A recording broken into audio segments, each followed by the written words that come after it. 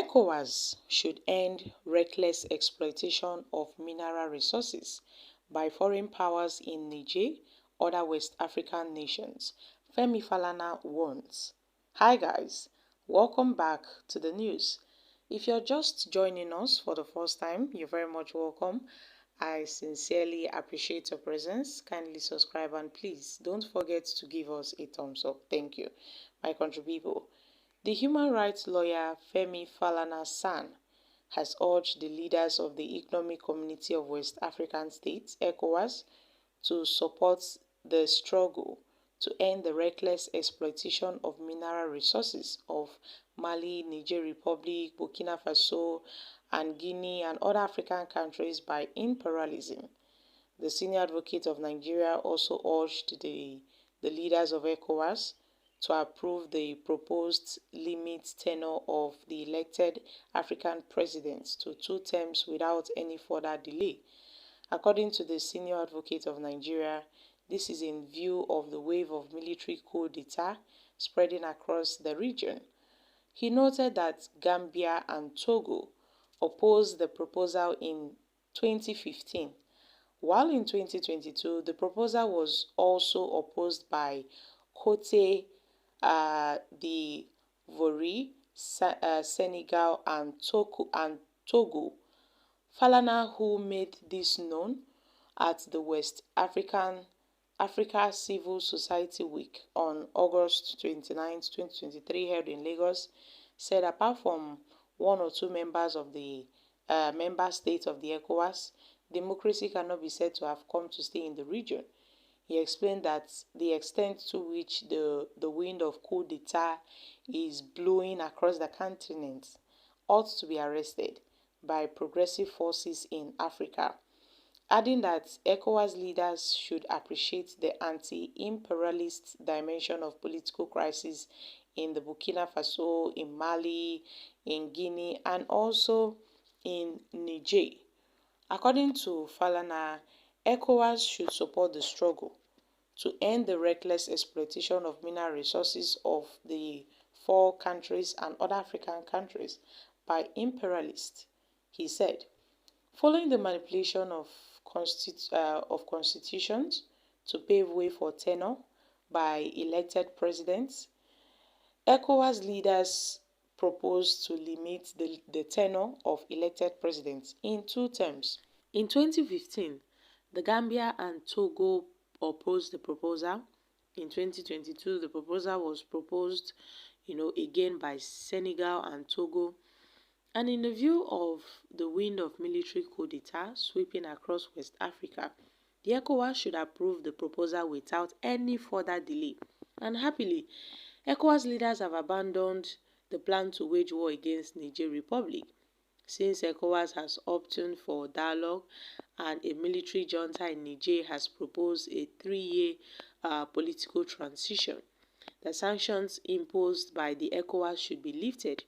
As a matter of urgency, electricity should, be restored.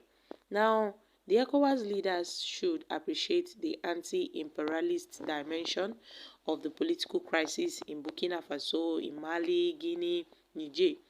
The ECOWAS should support the struggle to end the reckless exploitation of mineral resources of 4 other countries and other African countries. So, my country people, Femi Falana has alleged that the 30-year struggle by, ECOWAS to establish a regional currency, ECO, to promote trade and development in the region had been hijacked by France. He said the 30-year-old struggle by ECOWAS to establish a regional currency, ECO, to promote trade development in the region has been hijacked by France. In collaboration with some leaders, France has taken over the responsibility of establishing and even printing new currency and presenting the other countries in the region with a fault. Now, France is keeping the new currency, attached to the euro, and therefore aligning it with, colonial interests, as it has always done with the CFA.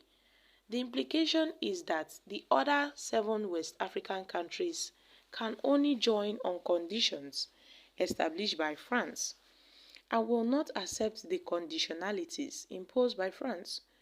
So ECOWAS should take advantage of the political crisis in the region to launch the ECO now before it is too late.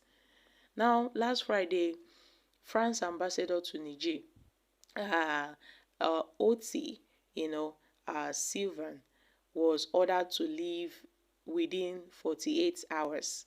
I beg your pardon, Sylvain was ordered to leave within 48 hours. And the rapidly deteriorating, bilateral ties. But the diplomats had remained in Niger despite the deadline.